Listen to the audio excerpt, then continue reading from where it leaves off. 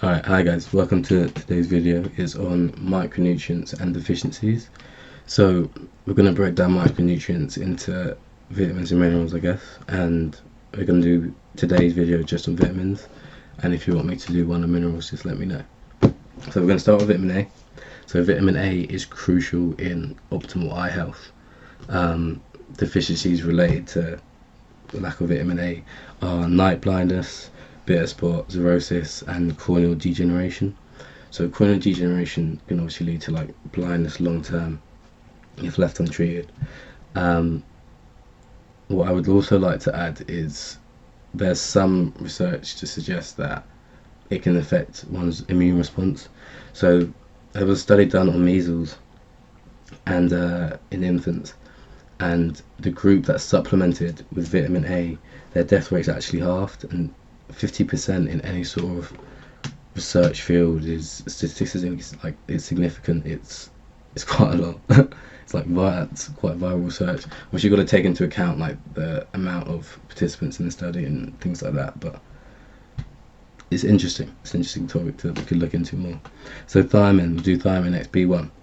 Can develop quickly in terms of onset because the body's not great at storing it.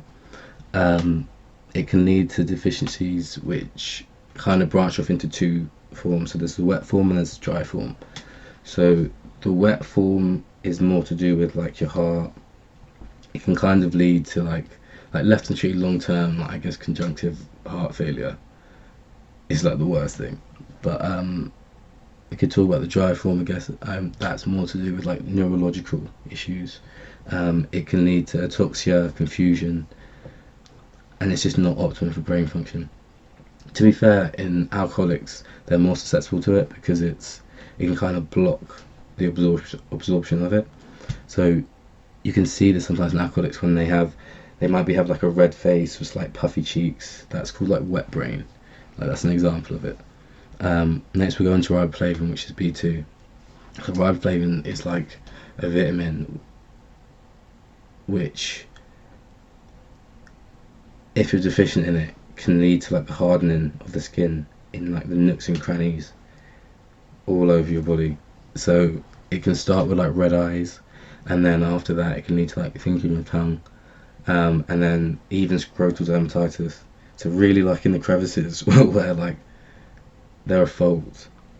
Another sign of this is like you've seen any of your friends might have it, to be fair, or like anyone you know might have it, where they have that redness around it, redness and dryness around the nose. That can also be an early sign of riboflavin deficiency. Next we'll go into folate.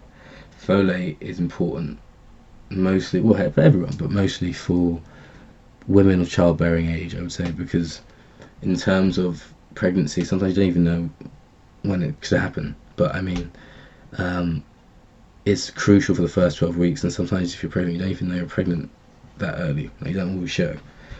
So about, I think it's 40 milligrams a day, because realistically it can lead to like neural tube defects in the fetus. So yeah, that will combat that.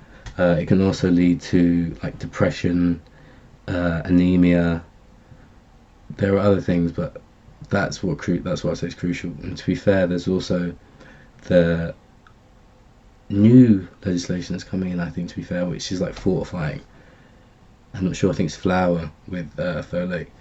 To be fair, the sort of foods that generally get fortified are things that are cheap and most people use, so like sugar, salt, flour, margarines, things like that. Alright, we'll go into vitamin B6. So it's kind of rare to develop this, but it can happen in infants. So you can develop like seizures, anemia, and again this can kind of be blocked in terms of absorption, but this time from drugs like antibiotics. To be fair, so can the absorption of folate by drugs, but by alcohol as well. So like you ravers and you niggas out there, think about folate intake. And then B12, which is a massive hot topic right now in terms of like veganism and what's healthy, what's not healthy. And it doesn't matter if you're vegan or you're not vegan, you just get B12 in. Obviously a good source is meat. I think vegans can have that nutritional yeast of like seaweed.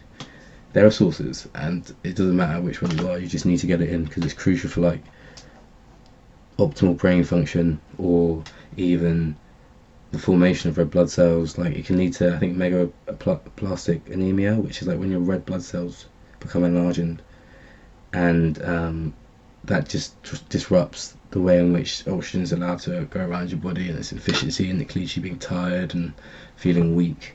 So yeah, just get your B12 in whether you're vegan or not vegan. That's the most important thing. All right, and then we'll go into vitamin C. So vitamin C is important because actually it's an interesting one because I'm from the UK. So in the UK, or England, we were known as limeys years back because we used to go on these long voyages on ships and always come back with mouths that were all messed up and bloody, because with vitamin C it's key in collagen synthesis. So if things that have collagen in it will break down if vitamin C is not there. And the way that it was discovered, that's quite interesting. So they took some limes on the boat, and then there was like a control group of some sort where they just took something else, and the group that came back with the limes didn't develop scurvy, and the other group obviously did. So they knew it was something in the lime, so they delved into that, and then came up with ascorbic acid, which is vitamin C. Alright, so niacin. So niacin is kind of known as like the 3Ds, so dermatitis, diarrhea, and dementia. Usually it's not really a big concern, I would say. In terms of deficiencies, it's normally populations where corn is the staple of the diet. And interestingly enough, corn I wouldn't actually say is low in niacin. It's more to do with the fact that the niacin in corn is, I think, up to 70% unavailable to us, which is interesting. It leads on to something interesting also, is our mindset to do with food. So we think if we eat something, obviously we'll just get all the goodness from it, but that's not necessarily the case. So if you think about food, it goes in through your mouth, goes down pathway, it goes in and it comes back out. Like, so unless you actually absorb it, it goes to the epithelial walls of your intestine. It's never inside you. So literally we could absorb about 30% of the niacin in corn. Also, in terms of toxicity, if you have too high levels of it, I guess it could do damage to your liver long term, because that's just the filtration system in your body. Alright, so apart from vitamin D, the ones that I'm going to go through now are pretty like unspoken of slash not addressed so much, so I'm going to smash through them really quickly. So B5, sources broccoli, lentils, leafy vegetables. Deficiency is quite unlikely. You can develop like tingly feet. Although, to be fair, there is a problem with like toxicity. So if you have a high amount, it can lead to like diarrhea and like nausea. Next, we go into vitamin H, which is like biotin. Again, sources green leafy vegetables. Deficiencies are unlikely, but studies suggest that if you actually eat like raw eggs, there's a compound in it called avidin, I believe, and it kind of binds to biotin, and that just blocks the absorption of that. So just be aware of that if you drink raw eggs. Not that many people do, but like, yeah, if you do. Next, do vitamin E. Again, sources green leafy veg, avocado. The lesson here, to be fair, is green leafy veg, great for you. Keep getting them in regardless.